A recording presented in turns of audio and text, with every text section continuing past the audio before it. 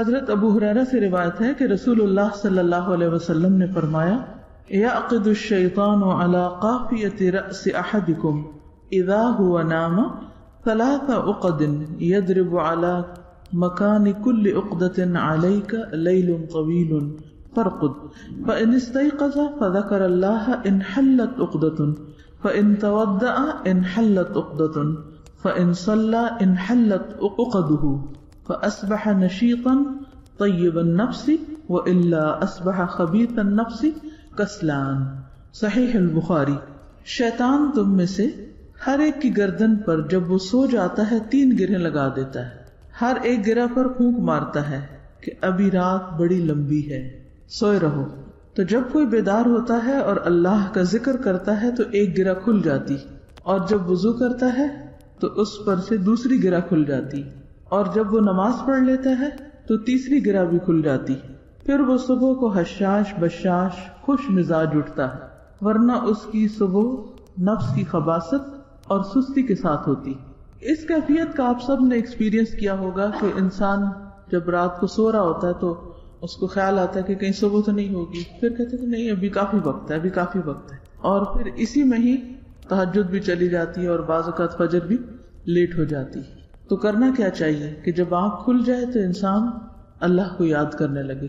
اس کا فائدہ یہ ہوگا کہ اس کے اوپر سے شیطان کا اثر دور ہوگا اور اس کو اٹھنا آسان ہو جائے گا۔ بعض کہتے ہیں نا کہ اٹھنا مشکل لگتا ہے، تو اٹھنے کی آسانی کے لیے ذکر ضروری ہے۔ حضرت حذیفہ رضی اللہ عنہ سے روایت ہے کہ رسول اللہ صلی اللہ علیہ وسلم جب جاگتے تو فرماتے الحمدللہ الذی احیانا بعدما اماتنا والیہ النشور، تمام تعریف اللہ کے لیے ہے جس نے ہمیں مرنے یعنی سونے کے بعد دوبارہ زندگی دی اور اسی کی طرف لوٹ کر جانا ہے۔ تو اس سے بھی کیا پتہ چلتا ہے کہ آپ جو صبح کے وقت ذکر فرماتے ہو اس کے بھی مخصوص الفاظ تھے، اور پھر اس سے بھی پتہ چلتا ہے کہ سونا جو ہے وہ مرنے کی طرح ہے۔ بعدما اماتنا، یہاں نیند کے لیے موت کا لفظ استعمال ہوا، وَإِلَيْهِ النُّشُورُ، اور اسی کی طرف لوٹ کر جانا ہے، یعنی مرنے کے بعد جب جی اٹھیں گے تو اللہ کے حضور حاضر ہوں گے۔ تو ہماری روزانہ کی روٹین میں بھی کیا ہونا چاہیے کہ سونے کے بعد جب ہم جاگیں تو اللہ کے حضور حاضر ہو جائیں، اور کاموں کی طرف نہ جائیں بلکہ پہلے اللہ سے ملاقات یعنی نماز کے لیے اپنے آپ کو تیار کریں۔ موت کی جو کیفیت ہے یا موت کی جو حالت ہے وہ نیند سے صرف ظاہری صورت میں ہی نہیں مشابہ، کئی اعتبار سے اس میں شباہت ہے۔ نیند کے دوران ہماری کیفیت کیا ہوتی ہے، خواب کس قسم کے دیکھتے ہیں، نیند کی کیفیت کیا ہے، اس میں رات کے اندھیرے میں کیا بہت وحشت ہوتی ہے، بہت خوف آتا ہے، گھبراہٹ ہوتی ہے، نیند ٹھیک نہیں ہے، خواب پریشان کن ہے۔ کبھی کبھار تو سب کے ساتھ ہوتا ہے، لیکن کیا ایک ریگولر روٹین میں ایسا سب کچھ ہو رہا ہے؟ پھر یہ کہ اس میں ہمیں اطمینان اور سکون کس چیز سے حاصل ہوتا ہے؟ تو قبر میں انسان کی کیفیت ایسے ہی ہوگی جیسے بستر میں ہے، یعنی بستر بھی ایک قبر کی مشابہت رکھتا ہے۔ اور آپ نے اکثر دیکھا ہوگا کہ جب کوئی شخص سویا ہوا ہوتا ہے، سو رہا ہے اور اوپر سے رضائی اڑی ہوئی ہے، تو دور سے اگر آپ سوئے ہوئے لوگوں کو دیکھیں اور قبرستان کو دیکھیں تو کافی حد تک شباہت ظاہر میں بھی نظر آ رہی ہوتی، اور پھر اسی طرح اس کیفیت میں بھی اور اس سکون یا وحشت کی حالت میں بھی۔ اکیلے ہونے میں عام طور پہ ڈر تو لگتا ہی ہے انسان کو، لیکن لیٹنے کے بعد انسان کے فکر کیا ہوتے ہیں، ہم کیا ہوتے ہیں، خوف کیا ہوتے ہیں، سوچیں کیا ہوتی ہیں، بے چینی کس قسم کی ہے۔ تو جس طرح دن زندگی کی علامت ہے اور رات یا نیند موت کی علامت ہے یا موت سے قریب ہے، اسی طرح زندگی کے گزرنے کے بعد یعنی دن سارا ہمارا مشغول ہوتا ہے نا، تو بہت سی باتیں رات کو سوتے وقت یاد آ رہی ہوتی ہیں، یا سونے کے بیچ میں جو آنکھ کھلتی ہے، آدھی رات کو آنکھ کھل جاتی ہے یا کسی وقت بھی آنکھ کھل جاتی، تو اس وقت ہماری کیفیت کیا ہوتی؟ وہ ہمارے ضمیر کی آواز یا ہماری سوچ یا ایسے خیالات اس وقت ہمارے اوپر آتے ہیں کہ جن کے اوپر ہم عام طور پر دن میں توجہ نہیں کرتے، جو ہم اندر کی آواز دن میں نہیں سن پاتے، کیونکہ دن میں باہر کی آوازیں بہت ہوتی ہیں، اندر کی نہیں سنائی دیتی پھر انسان کو، اور انسان بہت سے کام اور بہت سے فیصلے اور بہت سے باتیں صرف پریشرز میں کر رہا ہوتا ہے، یا جیسے دیکھتا ہے اس سے متاثر ہو جاتا ہے، ویسی کیفیت اس کی ہوتی۔ لیکن جب انسان سو جاتا ہے اور سو کے جب بیچ میں اٹھتا ہے، جب ساری دنیا سو رہی ہوتی ہے، اس وقت انسان کو جو خیال آتا ہے اس کو خاص طور پر نوٹ کرنے کی ضرورت ہے.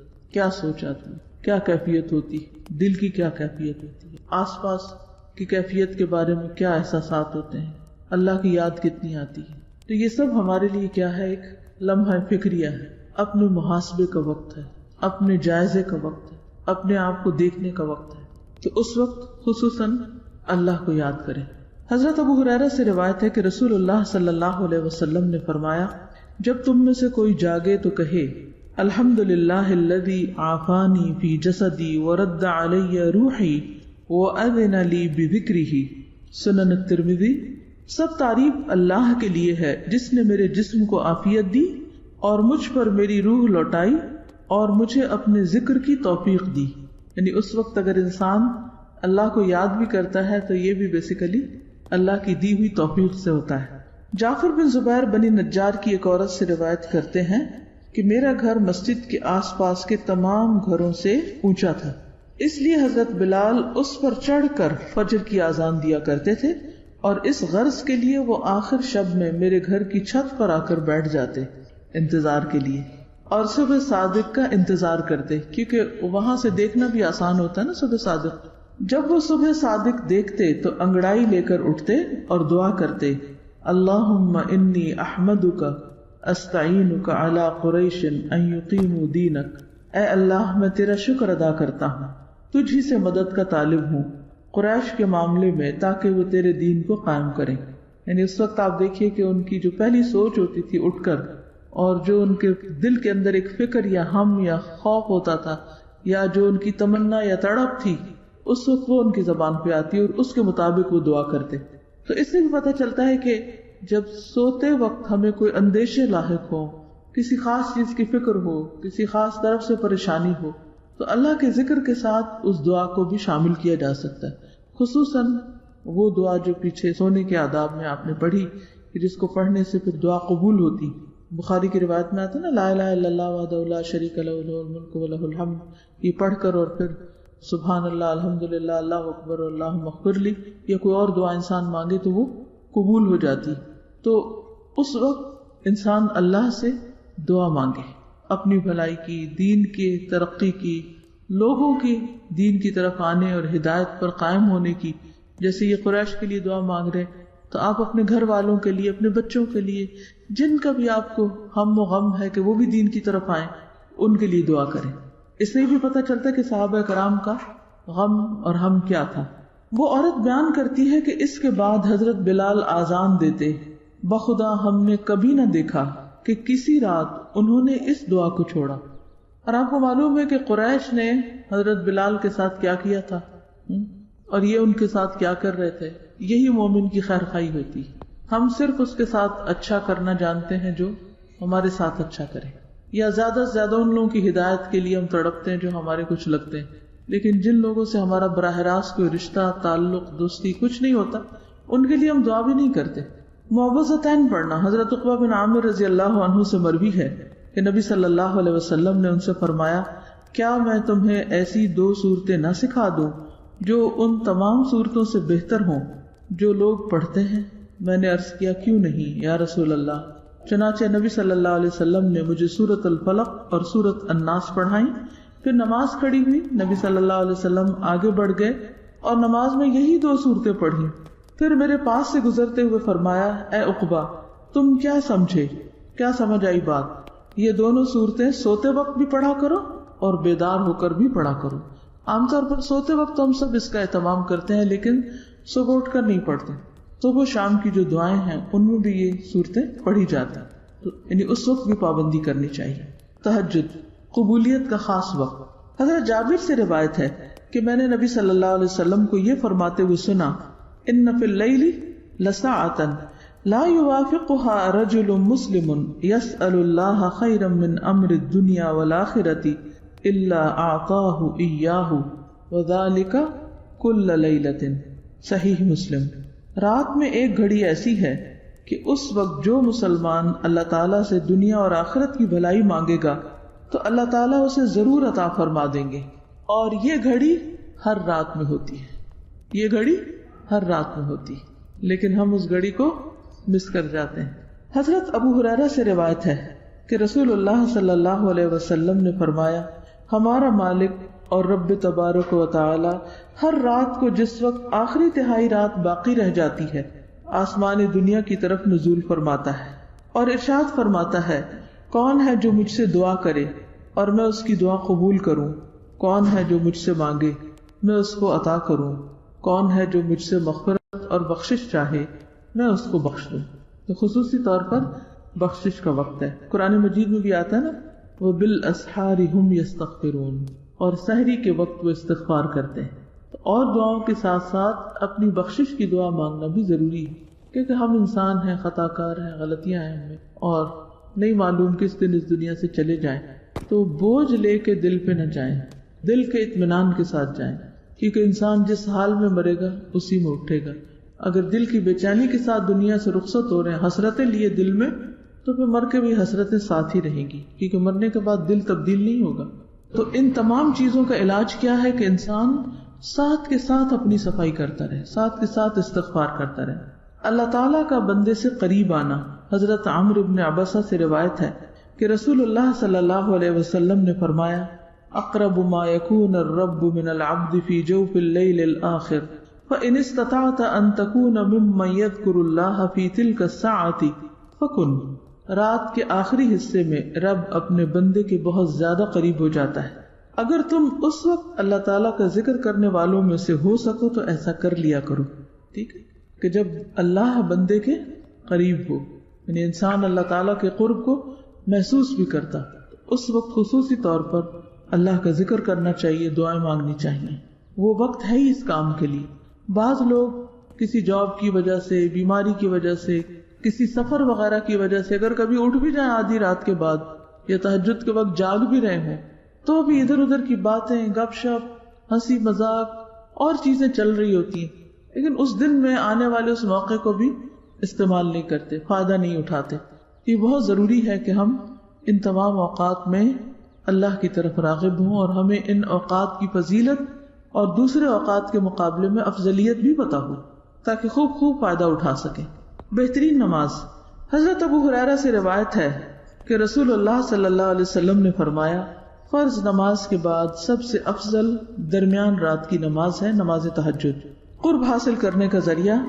حضرت ابو امامہ رضی اللہ عنہ سے روایت ہے کہ رسول اللہ صلی اللہ علیہ وسلم نے فرمایا کہ نماز تہجد کی پابندی کرو، کیونکہ یہ پابندی تم سے پہلی قوموں کے نیک لوگوں کا طریقہ اور شعار رہا ہے، اور یہ تمہارے لیے اپنے رب کا قرب حاصل کرنے کا بہترین طریقہ ہے، اور کوتاہی کو مٹانے والا اور گناہوں سے باز رکھنے والا ہے.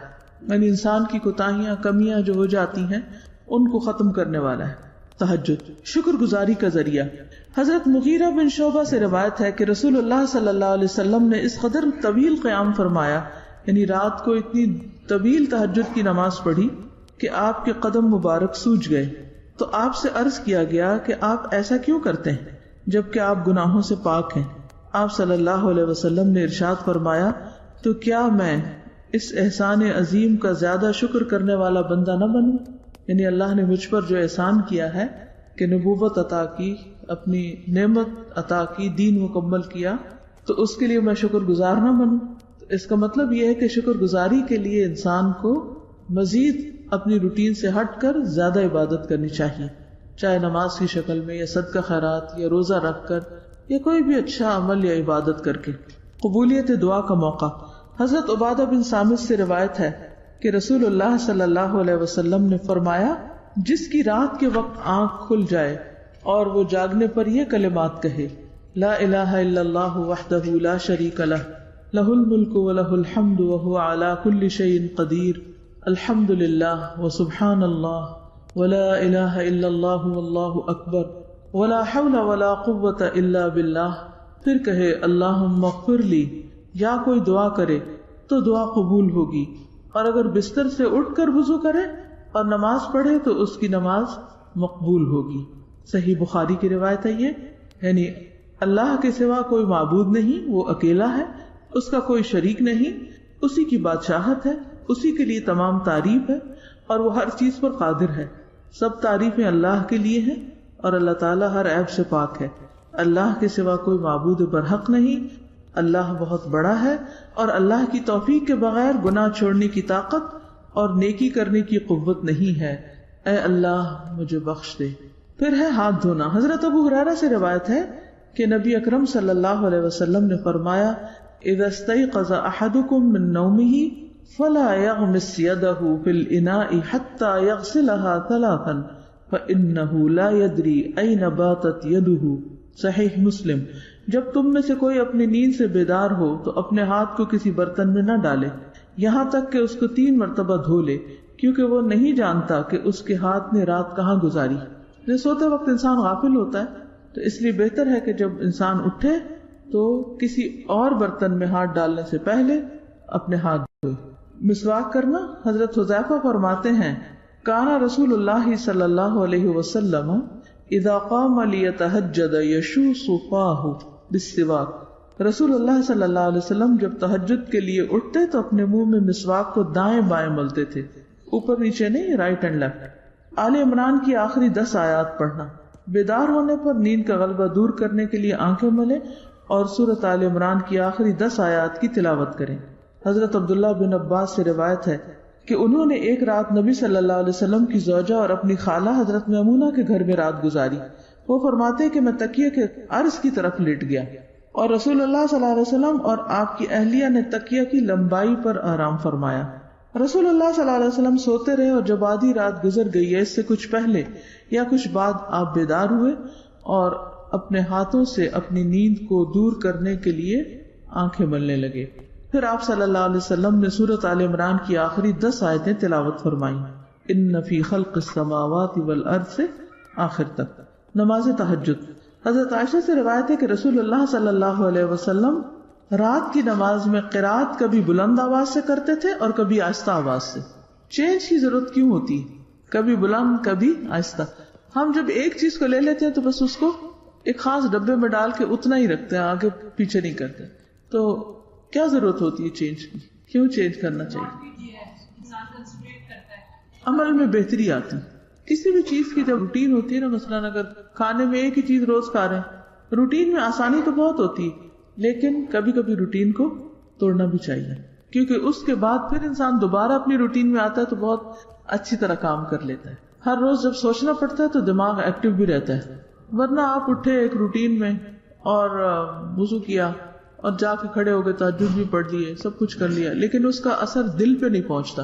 یعنی ہمارے بہت سے اعمال ایسے ہیں جن کا اثر ہمارے ظاہر پر ہی رہتا ہے، اندر نہیں جاتا. ہونا کیا چاہیے کہ ہماری سوچوں اور نیتوں کا اثر ہمارے عمل میں دکھائی دینا چاہیے، اور جو ہم عمل کرتے ہیں اس کا اثر ہمارے دل تک جانا چاہیے، روح تک جانا چاہیے. بہت دفعہ ہم عمل کر رہے ہوتے، کام کر رہے ہوتے، لیکن مشین بن کے روٹین میں اس کے اندر کوئی روح نہیں ہوتی، کوئی جان نہیں ہوتی، کوئی خوشی نہیں ہوتی. ایسا کیوں ہوتا ہے؟ ایک گیپ ہے نا، فاصلہ ہے. اگر سردی گرمی کا اثر ہمارے دل تک جاتا ہے تو اچھے کام کا اثر بھی دل تک جانا چاہیے. نیکی وہ ہے نا جسے کرنے کے بعد انسان کے دل کو خوشی حاصل ہوتی، اور گناہ وہ ہے جس پر تیرا دل کھٹکے، دل میں کھٹکا آ جائے، ٹھیک نہیں کیا، اچھا نہیں کیا، بس وہیں سے اپنے آپ کو پکڑ لیں. اثر گیا نا دل پر. اصل نیکی اور اصل گناہ یہی ہوتا ہے کہ جو دل پر اثر انداز ہوتا ہے. تو دل کی اصلاح کا انحصار کس پر ہے؟ اچھے عمل پر. اور اچھے عمل کی بنیاد کس پر؟ اچھی نیت پر. نیت، عمل، دل. دل میں ہی نیت ہوتی ہے، اور پھر دل اچھا ہو گیا، پھر اچھا عمل کیا، پھر آپ کی نیت اور اچھی ہوئی، پھر تو وہ ایک ایسا سرکل بنتا ہے کہ جس میں آپ کی مسلسل ترقی ہوتی جاتی. اگلی حدیث ہے. عاصم بن حمید فرماتے ہیں کہ میں نے حضرت عائشہ سے سوال کیا کہ رسول اللہ صلی اللہ علیہ وسلم اپنا قیام اللیل، تہجد کس چیز سے شروع فرمایا کرتے تھے؟ انہوں نے کہا تم نے مجھ سے وہ بات پوچھی ہے جو تم سے پہلے کسی نے نہیں پوچھی. آپ صلی اللہ علیہ وسلم جب نماز کے لیے کھڑے ہوتے تو کہتے اللہ اکبر 10 بار، الحمدللہ 10 بار، سبحان اللہ 10 بار، لا الہ الا اللہ 10 بار، استغفر اللہ 10 بار، اور پھر یہ دعا پڑھتے اللہم اغفر لی واہدنی وارزقنی وعافنی وَيَتَعَوَّذُ مِن ضِيقِ الْمُقَامِ يَوْمَ الْقِيَامَةِ، یعنی اللہم انی اعوذ بک من ضیق المقام یوم القیامہ، یعنی یہ دعا میں الفاظ اس طرح بھی ہونے چاہیے، اے اللہ مجھے بخش دے، مجھے ہدایت دے، مجھے رزق عطا فرما اور مجھے آرام اور راحت سے بہرور فرما۔ اور قیامت کے روز میدان حشر میں کھڑے ہونے کی تنگی سے پناہ مانگتے تھے کہ وہاں کھڑا ہو کے تنگ نہ ہو جاؤ، یہ تنگ جگہ پہ نہ کھڑا۔ اگر حضور صلی اللہ علیہ وسلم اپنے لیے دعا مانگتے تھے تو ہمیں نہیں مانگنی چاہیے، لیکن ہمیں تو پتہ ہی نہیں کہ یہ بھی دعا ہوتی۔ اللہم انی اعوذ بک من ضیق المقام یوم القیامہ۔ عبداللہ بن عباس کی روایت ہے کہ ایک رات وہ اللہ کے رسول صلی اللہ علیہ وسلم کے پاس سوئے تو دیکھا کہ آپ رات میں بیدار ہوئے، مسواک کرنے کے بعد وضو کیا۔ آپ نے آیت مبارکہ ان فی خلق السماوات والارض سورت کی آخری آیت تک تلاوت کی۔ اس کے بعد آپ نماز کے لیے کھڑے ہوئے اور 2 رکعتیں ادا کی جن میں قیام اور رکوع اور سجود کو لمبا کیا۔ پھر آپ صلی اللہ علیہ وسلم نماز سے فارغ ہو کر سو گئے یہاں تک کہ خراٹے لینے لگے۔ اسی طرح آپ نے 3 بار کیا اور 6 رکعت ادا کی۔ ہر مرتبہ آپ سو کر اٹھنے کے بعد مسواک کر کے وضو کرتے اور قرآن کی مذکورہ بالا آیات تلاوت کرتے۔ آخر میں آپ نے 3 رکعت وتر پڑھی۔ اس کے بعد بلال نے آپ کو فجر کی نماز کی اطلاع دی تو آپ نے نیند سے بیدار ہو کر بغیر وضو کیے نماز ادا کی، یعنی اس وقت آپ سوئے نہیں تھے کیونکہ سونے سے وضو نہیں رہتا۔ اس رات آپ نے اللہ تعالیٰ سے یہ دعا کی، اللہم اجعل فی قلبی نورا وفی لسانی نورا واجعل فی سمعی نورا واجعل فی بصری نورا واجعل من خلفی نورا ومن امامی نورا واجعل من فوقی نورا ومن تحتی نورا اللہم اعطنی نورا۔ اے اللہ ڈال دے میرے دل میں نور، میری زبان میں نور اور میرے کان میں نور اور میری آنکھوں میں نور، اور بنا دے میرے پیچھے نور اور میرے آگے نور، اور بنا دے میرے اوپر نور اور میرے نیچے نور۔ اے اللہ مجھے نور عطا فرما۔ اس سے یہ پتہ چلتا ہے کہ مختلف دعائیں بھی پڑھنی چاہیے، کسی رات ایک دعا، دوسری رات دوسری دعا، تیسری۔ اور اس کے لیے آپ کیا کر سکتے ہیں کہ دعاؤں کو اچھے اچھے کاغذوں پر خود لکھ کر کہیں رکھ دیں گھر میں تاکہ آپ ان کو پھر پڑھ سکیں۔ ہم ڈیکوریشن کے لیے مختلف چیزیں استعمال کرتے ہیں، لیکن اچھی کیلیگرافی میں لکھی ہوئی دعائیں بہترین ڈیکوریشن ہو سکتی ہیں کہ جن کو ہم یاد دہانی کے لیے اگر کہیں لگائے ہوئے ہوں تو نماز کے وقت یا تہجد کے وقت یاد آ سکتا ہے۔ مثلا رمضان میں تو سبھی لوگ اٹھتے ہیں سحری کے وقت، کچن میں ایسی دعاؤں کے پوسٹر لگا دینے چاہیے، اسٹیکر لگا دینے چاہیے تاکہ کام کے دوران بھی آپ کی نظر پڑتی رہے اور آپ ان دعاؤں کو پڑھتے رہیں۔ کوئی بھی طریقہ ہو یاد دہانی کا، لیکن یہ کہ جو جانے اس پر عمل کی کوئی صورت اختیار کرے، ورنہ تو پڑھیں گے جانیں گے کتاب بند اور ہمارا عمل وہی جو پہلے تھا، فائدہ کچھ نہیں۔ اب دیکھیے کہ مثلاً آپ نے کہیں کچھ کھایا، آپ کو ریسیپی بہت اچھی لگی، وہ فوڈ اچھی لگی، آپ نے ریسیپی لی، گھر لا کے آپ کیا کرتے ہیں؟ ریسیپی کو ٹرائی کرتے ہیں۔ اس کے لیے آپ کو وہ تمام چیزیں منگوانی پڑتی ہیں، خریدنے کے لیے جب خود جانا پڑتا ہے یا کسی کو بھیجنا پڑتا ہے۔ پھر جب وہ چیزیں آتی ہیں تو بعض اوقات ان کو صاف کرنا پڑتا ہے، پھر اس کے بعد آپ ان کو اچھا خاصا ٹائم لگا کر پکاتے ہیں، پھر جا کر وہ مزہ اٹھاتے ہیں۔ تو ایک زبان کے مزے کے لیے ہم ساری بھاگ دوڑ تگ و دو سب کچھ کر لیتے ہیں، لیکن ایک حدیث پر عمل کرنے کے لیے، ایک اچھی بات پر عمل کرنے کے لیے ہم کوئی عملی طریقہ اختیار نہیں کرتے کہ اچھا یہ ریسیپی اب وہ پر لطف چیز بنے گی کیسے، اس کے بیچ کے مراحل ہم بھول جاتے ہیں۔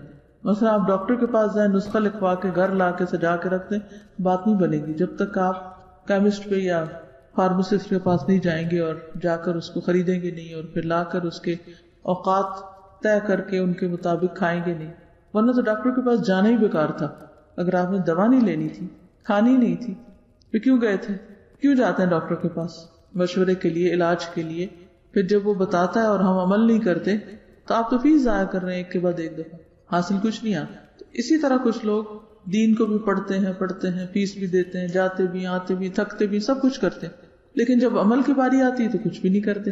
تو وہ جو بیچ کا مرحلہ ہے اس کے طریقے سوچا کریں کہ یہ کام مجھے کرنا پھر کس طرح۔ یہ تو پتہ چل گیا کیا کرنا ہے، لیکن یہ جاننا بھی ضروری ہے کہ کیسے کرنا ہے مجھے، کیونکہ جب تک کیسے کا حل نہیں ہوگا آپ کے پاس اس وقت تک کر نہیں سکیں گے۔ اور پھر یہ کہ کب کرنا ہے اور کس موقع پر کتنا کرنا ہے۔ چلیے آگے ہے، سیدنا عباس رضی اللہ عنہ سے مروی ہے کہ رسول اللہ صلی اللہ علیہ وسلم جب رات میں تہجد کے لیے کھڑے ہوتے فرماتے، اللہم لک الحمد انت قیم السماوات والارض ومن فیہن وَلَكَ الْحَمْدُ لَكَ مُلْكُ السَّمَاوَاتِ وَالْأَرْضِ وَمَنْ فِيهِنَّ وَلَكَ الْحَمْدُ أَنْتَ نُورُ السَّمَاوَاتِ وَالْأَرْضِ وَلَكَ الْحَمْدُ أَنْتَ مَلِكُ السَّمَاوَاتِ وَالْأَرْضِ وَلَكَ الْحَمْدُ أَنْتَ الْحَقُّ وَوَعْدُكَ الْحَقُّ وَلِقَاؤُكَ حَقٌّ وَلَكَ الْحَمْدُ أَنْتَ الْحَقُّ وَوَعْدُكَ الْحَقُّ وَلِقَاؤُكَ حَقٌّ وَقَوْلُكَ حَقٌّ وَالْجَنَّةُ حَقٌّ وَالنَّارُ حَقٌّ وَالنَّبِيُّونَ حَقٌّ وَمُحَمَّدٌ صَلَّى اللَّهُ عَلَيْهِ وَسَلَّمَ حَقٌّ وَالسَّاعَةُ حَقٌّ اللهم لك أسلمت وبك آمنت وعليك توكلت وإليك أنبت وبك خاصمت وإليك حاكمت فاغفر لي ما قدمت وما أخرت وما أسررت وما أعلنت أنت المقدم وأنت المؤخر لا إله إلا أنت۔ اے اللہ، ہر طرح کی تعریف تیرے لیے ہے، تو سنبھالنے والا ہے آسمان و زمین کا اور ان چیزوں کا جو ان کے درمیان ہے، اور تیری ہی تعریف ہے، تیرے ہی لیے آسمان اور زمین اور ان کے درمیان کی تمام چیزوں پر حکومت ہے، اور تیری ہی تعریف ہے، تو نور ہے آسمان و زمین کا اور ان چیزوں کا جو ان کے درمیان ہے، اور تیری ہی تعریف ہے، تو بادشاہ ہے آسمان و زمین کا اور ان چیزوں کا جو ان کے درمیان ہے، اور تیری ہی تعریف ہے، تو سچا ہے اور تیرا وعدہ سچا ہے اور تیرا ملنا برحق ہے اور تیری بات سچی ہے، اور جنت اور دوزخ برحق ہے اور تمام پیغمبر برحق ہیں اور محمد صلی اللہ علیہ وسلم سچے ہیں اور قیامت برحق ہے۔ اے اللہ، میں تیرا فرما بردار ہوں اور تجھ پر ایمان لایا ہوں اور تجھ پر بھروسہ کیا ہے اور تیری طرف رجوع کرتا ہوں اور تیری مدد سے مخالفین کے ساتھ جھگڑتا ہوں اور تجھ ہی کو حاکم بناتا ہوں۔ تو میرے اگلے پچھلے ظاہر و پوشیدہ گناہوں کو معاف فرما دے۔ تو ہی آگے اور پیچھے کرنے والا ہے، کوئی معبود نہیں مگر تو ہی، یا فرمایا تیرے علاوہ کوئی معبود حقیقی نہیں۔ فجر کی سنتوں کے بعد تھوڑی دیر کے لیے دائیں پہلو پر لیٹنا۔ ایک حدیث میں ہے کہ رسول اللہ صلی اللہ علیہ وسلم فجر کی سنتیں پڑھنے کے بعد اپنے دائیں پہلو پر لیٹ جایا کرتے تھے، لہذا فجر کی سنتیں پڑھنے کے بعد اجر و ثواب کو حاصل کرنے کی خاطر اپنے دائیں پہلو پر لیٹ جائیں، پھر تھوڑی دیر کے بعد مسجد میں چلے جائیں، مرد حضرات یا خواتین جو ہیں وہ نماز پڑھنے، لیکن یہ اس کے لیے جو تہجد پیچھے پڑھ کے تھک چکا ہو۔ اس میں بھی حکمت یہ ہے نا کہ انسان پھر اگر تھکے ہوئے فرض پڑھ رہا ہے تو اب تہجد تو نفل اب آ رہا، اس وقت تو آپ بہت چاقو چوبند تھے، لیکن جب اصل نماز کا وقت آیا تو آپ بس جلدی میں ختم کرنا چاہتے ہیں۔ تو اللہ تعالیٰ انسانی فطرت کو جانتے سمجھتے تو ہمیں کہا گیا کہ چلو تھوڑا سا لیٹ جاؤ، مگر سونا نہیں۔ نماز فجر کے بعد رسول اللہ صلی اللہ علیہ وسلم کا عمل۔ عن جابر بن سمرۃ ان النبی صلی اللہ علیہ وسلم کان اذا صلی الفجر جلس فی مصلاہ حتی تطلع الشمس حسنا۔ حضرت جابر بن سمرہ سے مروی ہے کہ نبی اکرم صلی اللہ علیہ وسلم جب فجر کی نماز ادا کر لیتے تو اپنی جگہ پر بیٹھے رہتے یہاں تک کہ آفتاب اچھی طرح نکل آتا۔